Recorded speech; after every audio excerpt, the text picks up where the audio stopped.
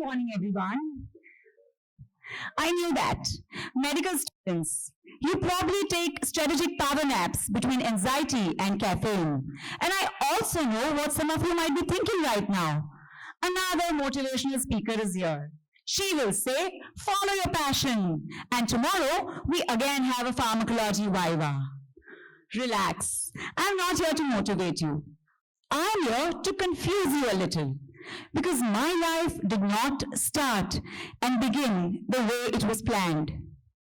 It had a lot of interruptions. And the moment I decided that my life could never be settled, I was in a hospital bed. And lying next to me was my newborn baby. And I was finalizing the checklist of a hotel opening. And that's when I realized that life does not go according to timetables. And my story did not begin in a boardroom. It began in a small city in Gujarat, Rajkot. Now, Rajkot is a place where people don't ask you what you want to become. They ask you, Sab theek chal raha hai na? I grew up in a Gujarati household where stability meant success. If you were sensible, respectful, and grounded, you were doing well in life. Nobody expected me to build hotels. And honestly, neither did I. I wasn't a risk taker. I wasn't, a challenging kind of a person at that point in time. But I was simply curious. And I later realized that curiosity is more powerful than ambition. Because ambition follows a path. But curiosity asks questions. And it is these questions that changed my life. I always thought life was like exams. You prepare, you plan, you give your best. And the results depend on your effort. Such a comforting theory, right? But life does not follow that system. Life is more like your OPD. You walk in with one problem and walk out finding 5 more you did not know existed. I always thought adulthood meant clarity. But instead, adulthood meant decision making without certainty. And that was my first real education. I then moved to Bombay for my graduation. If Rajkot gave me roots, Bombay gave me speed. Everyone around me was running for something. Careers, independence, identity. I loved economics. It made the world more logical. Cause and effect, predictability. I had planned my master's abroad, and my life felt mapped. One evening, I clearly remember sitting at Marine Drive with friends. All of them were discussing their future very confidently. Some wanted foreign universities, some wanted corporate jobs. And I was wondering how they were so sure so early. I wasn't lost. I was open. And I realized being open felt like confusion when you were young. But it became strength when I grew. Because not knowing the exact path lets you walk the correct one. And just when things were falling in place, life gently changed direction. And through a simple and warm marriage proposal, I entered a new phase of life. I continued my post-graduation after marriage because learning shouldn't stop when life changes. Soon after, I joined my family's hospitality business. Not as a decision maker, not as a leader, but as a learner. My first department, purchase. Not branding, not strategy, not design. Purchase. And that is where everything began. Every morning, files would arrive, bills, quotations, vendor rates. I did not understand anything yet, but I really wanted to. One morning, I remember a senior vendor came to meet me. I looked at the quotation and asked, "Why have the prices increased since last month?" He politely smiled and replied, "Madam, aap nahi samjhoge. You won't understand." It wasn't rude. It was dismissive. Something changed in me. It wasn't anger. It was clarity. That evening, I went to the storeroom. I opened registers. I learned product codes. I studied consumption patterns. I asked staff questions. And for weeks, I studied my own business like a student preparing for exams. And the next time he came, I did not argue. I simply showed him the numbers. And for the first time, he pulled a chair and sat down. Externally, it appeared to be a small thing, but internally, something permanent had happened. Until then, I was waiting to feel confident, to take responsibilities. But then I realized responsibilities come first and confidence comes later. Confidence does not lead to actions. Actions lead to confidence. I was no longer learning my business. I was now learning self-belief.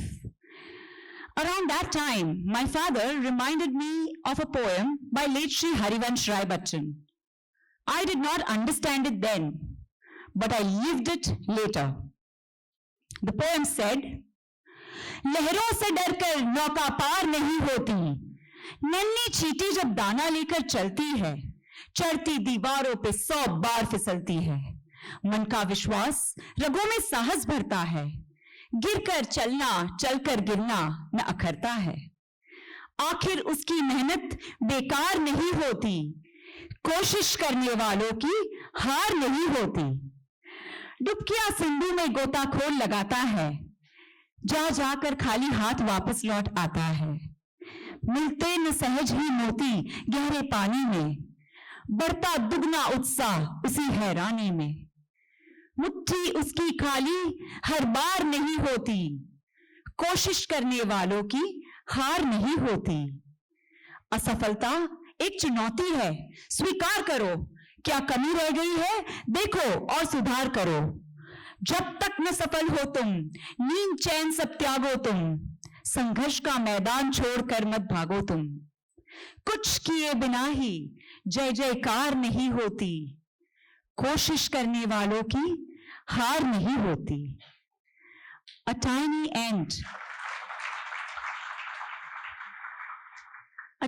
ant climbs a wall with a food grain in its mouth. It slips 100 times, but keeps trying. It is the belief that gives courage to effort. And it finally reaches. Success is not about one big moment. It is about small efforts repeated consistently.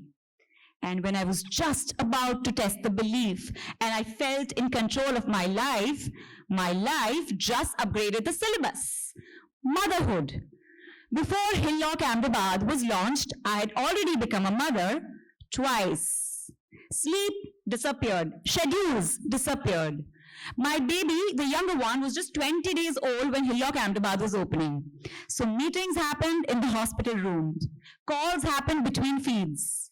And one night, I clearly remember when my baby was sleeping on one side and the construction drawings were open on the other side, I suddenly started laughing.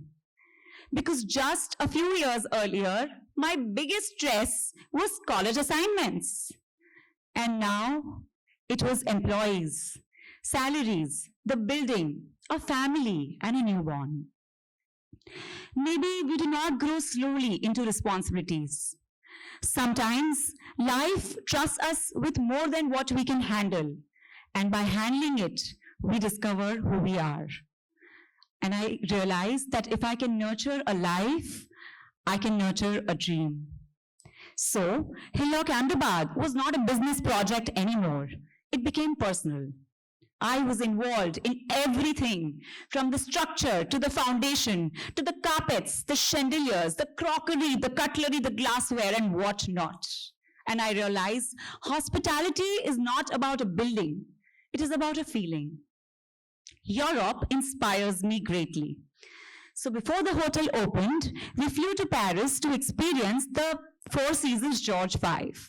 Now, people thought I was chasing luxury, but I was chasing standards. I did not just observe the hotel, but the way the staff treated the guest, the fragrance in the lobby, the sound in the elevator, and the attention to detail. And that's when I realized that excellence is not in an event. It is in a practice which is happening every day when nobody's watching. We came back inspired. And I realized luxury is not about cost. It is about creating memories. Soon after the Hillock Ahmedabad was launched, something shifted in me. And I realized that I did not just want to build my own hotel. I wanted to help others build theirs too. And that is what gave birth to the Collective Hotels. Today, we manage hotels owned by other owners. And when an owner comes and tells me, my staff feels confident, my hotel feels more alive, the feeling is beyond profit. Success impresses people, but meaning fulfills you. Around that time, I started noticing people. People were struggling. They weren't struggling because of lack of talent. They were struggling because they were waiting for the right time, waiting for an approval, waiting to feel confident. But there's a quiet truth of life. There is no right time. It is only a decision. You cannot expect to wake up one morning and start feeling ready. Ready to choose a career, ready to be confident, ready to do something meaningful in life. Because that day will never come. And readiness is not a feeling, it is a step ahead. One more thing that I notice in the younger generation these days is the fear of choosing wrong. To that, let me tell you something comforting. You will choose wrong, but choosing wrong does not ruin a life. Inaction does. There's also a silent fear that we all suffer from. We suffer from is the problem of comparison. Someone your age is more confident. Someone your age is more successful. Someone your age is doing better in life. Now, life is not a racetrack. Everyone has different starting points. Some may find clarity at 20, some at 30, and others at 50. There is no latent growth. There is only late in beginning. So, for all of you who are sitting here and you who feel unsure of maybe what specialization you need to take, or you do not feel confident, or everyone else is moving ahead in life except you, to those I would like to say, I was never the most confident person in the room. I was definitely not the most certain one, but I had the courage to take the next step. And that is all progress is. Progress is not about taking a giant leap, but just the courage to take the next step when you cannot see the entire staircase. One more meaningful realization I had lately. We all sought for meaningfulness in life, and we feel life will be meaningful after success, after a degree, after a promotion. But meaningfulness is not there in the destination. It is in the effort, in the journey, in the late nights. That is life. There is no absence of fear when you are successful. You just become braver than your fear. Confidence is not the absence of doubt. It is just the fact that you've accepted that you will be unstoppable in spite of all the doubt. And so, if you feel unsure, good. If you feel unprepared, good. And if you still feel that you're figuring things out, very good, because that is where growth begins. You do not need to know the entire plan. You just need the courage to take the next step. And that is why when people ask me, how did you manage it all?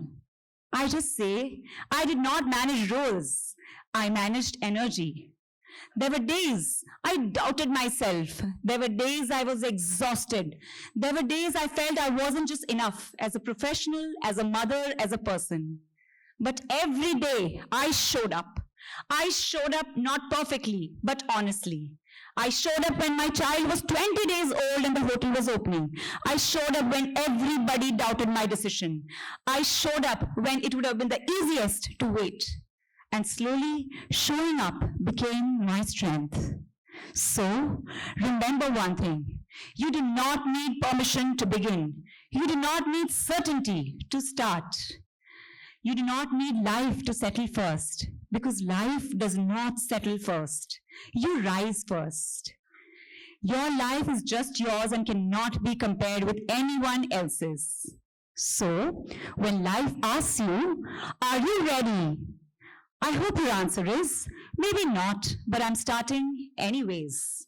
Because life does not wait for a timetable, and maybe it never should. Thank you.